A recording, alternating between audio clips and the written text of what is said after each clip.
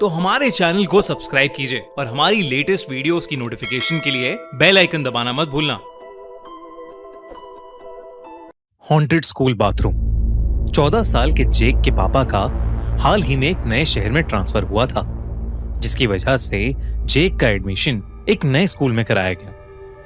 पर जेक नए लोगों से बात करने में झिझकता था, जिसकी वजह से नए स्कूल में उसके दोस्त नहीं बन पा रहे थे। जब भी बाकी बच्चे उससे बात करने आते, वो घबरा जाता था और उनसे ढंग से बात नहीं कर पाता था। इस वजह से वो बाकी स्टूडेंट्स को भी बहुत अजीब सा लगने लगा था। धीरे धीरे सब बच्चे उसको भोंदू और लूजर कहकर उसका मजाक उड़ाने लगे और उसे बहुत ज्यादा तंग भी करने लगे। जेक को अपना नया स्कूल बिल्कुल भी पसंद नहीं आ रहा था और वो और भी ज्यादा चुपचाप रहने लगा था। जैसे ही क्लासेस ओवर होती थीं और फ्री पीरियड या ब्रेक शुरू होता था, तो वो स्टेयर्स से ऊपर जाकर 4th फ्लोर वाले स्कूल वॉशरूम में छिप जाता था। वो 4th फ्लोर वाला बाथरूम थोड़ा टूटा हुआ, पुराना सा था, इसलिए वहां कभी कोई आता नहीं था।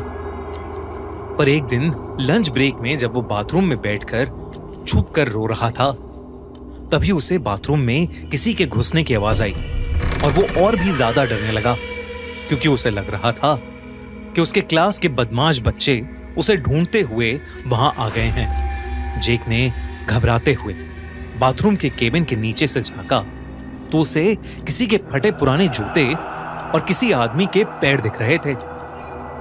बाहर जो कोई भी था, ऐसा लग रहा था कि जैसे वो गुस्से में गुर्रा रहा हो। जेक बेहद घबरा चुका था। उसे समझ नहीं आ रहा था कि वो क्या करे। तभी स्कूल के लंच ब्रेक ओवर होने की बेल बजी। जेक ने बहुत हिम्मत करके दरवाजा खोला तो उसने देखा कि बाहर कोई भी नहीं है। पर जैसे ही जेक की नजर बाथरूम में लगे मिरर पर पड़ी, उसकी रूह कांप गई। शीशे में उसे दिख रहा था कि उसके पीछे कोट पैंट पहने एक बूढ़ा सा आदमी खड़ा है। एक बहुत ही अजीब ढंग से देखता हुआ मुस्कुरा रहा है। लेकिन असल में जेक के पीछे कोई नहीं था। जेक ये देखकर बहुत ज्यादा डर गया और बहुत तेजी से बाथरूम से बाहर भागा और सीधा क्लास में जाकर बैठ गया और उसी घबराहट में दिन खत्म होने का इंतजार करता रहा। जब स्कूल ओवर हुआ तो जेक स्कूल के बाहर अपने पापा का वेट कर रहा था और तब उसे फिर से वो बूढ़ा आदमी दिखा। 4th फ्लोर की बालकनी से वो बूढ़ा आदमी उसे बाय कर रहा था, वही भयानक मुस्कान लिए। इससे पहले जेक किसी को कुछ बोल पाता, उसके पापा उसे लेने आ गए। आज जो भी स्कूल में हुआ था, उससे जेक बहुत ज्यादा शॉक्ड स्टेट में था, इसलिए वो अपने पापा को ज्यादा कुछ कह नहीं पाया। जेक उस रात उस बूढ़े आदमी के डर के मारे सो ही नहीं पाया। पर यह तो बस शुरुआत थी। अगले दिन स्कूल में जेक की टीचर जब क्लास में पढ़ा रही थी, तब अचानक से उसने जेक से एक क्वेश्चन पूछा। जेक जैसे ही आंसर देने उठा, उसे अपनी टीचर के ठीक पीछे वही कोट पैंट वाला बूढ़ा आदमी दिखा, वैसे ही अजीब ढंग से मुस्कुराता हुआ। जेक उसे देखते ही जोर से चिल्लाने लगा, मैम, आपके पीछे कोई है मैम, मैम। और वो आदमी वहां से गायब हो गया।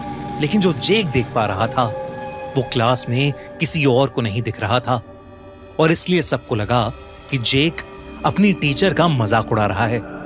सब बच्चे हंसने लगे, लेकिन जेक की आंखों में आंसू थे। जेक की टीचर ने उसे क्लास में हाथ ऊपर करके खड़े रहने की पनिशमेंट दी।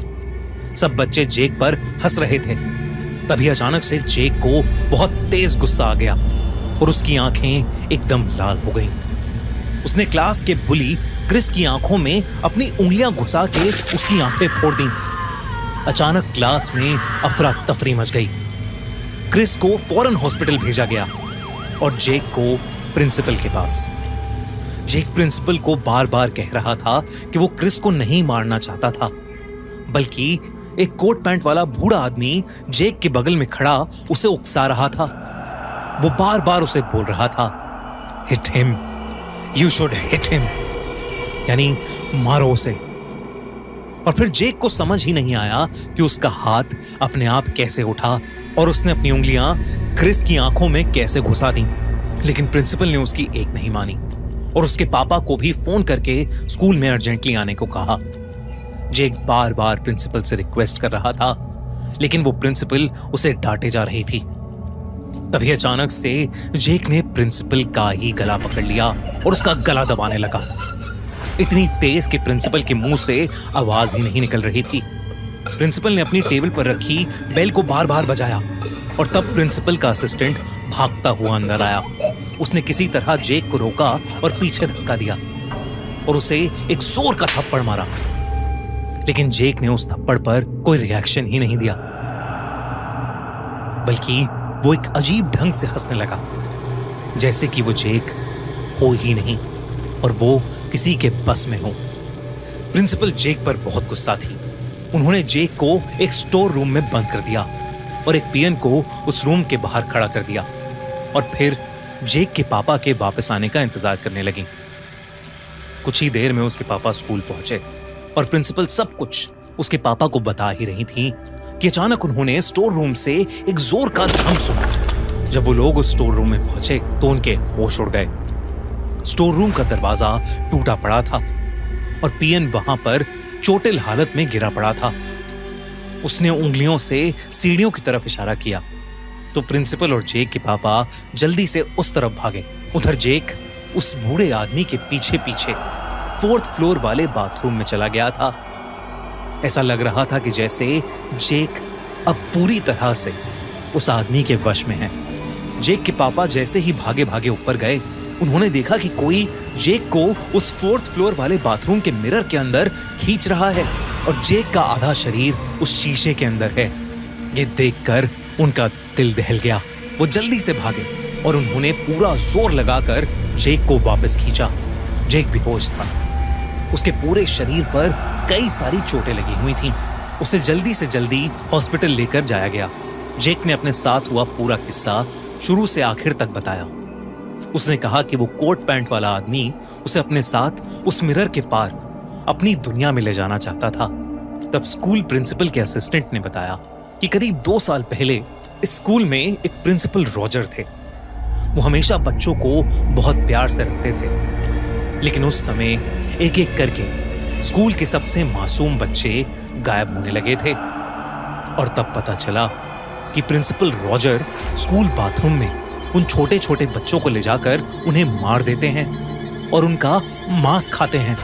एक ऐसे ही रोज पुलिस ने 4th फ्लोर के बाथरूम में प्रिंसिपल रॉजर को रंगे हाथों पकड़ा और मार डाला।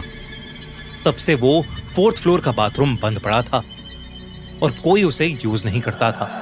प्रिंसिपल के असिस्टेंट ने कहा कि अभी हाल ही में उन्होंने 4th फ्लोर का बाथरूम ओपन किया था क्योंकि उसमें उन्हें रेनोवेशन का काम कराना था, लेकिन उन्होंने ये कभी नहीं सोचा था कि प्रिंसिपल रॉजर की आत्मा उस बाथरूम में कैद थी और वो इतनी खूंखार थी। उस इंसिडेंट के बाद पूरे 4th फ्लोर की क्लेंजिंग कराई गई और उस बाथरूम को हमेशा हमेशा के लिए बंद कर दिया गया। आज भी उस स्कूल में 4th फ्लोर पर कोई नहीं जाता। जेक के पापा ने उसका स्कूल ही चेंज करवा दिया, लेकिन जेक अपने साथ हुआ ये इंसिडेंट शायद ही कभी भूल पाएगा।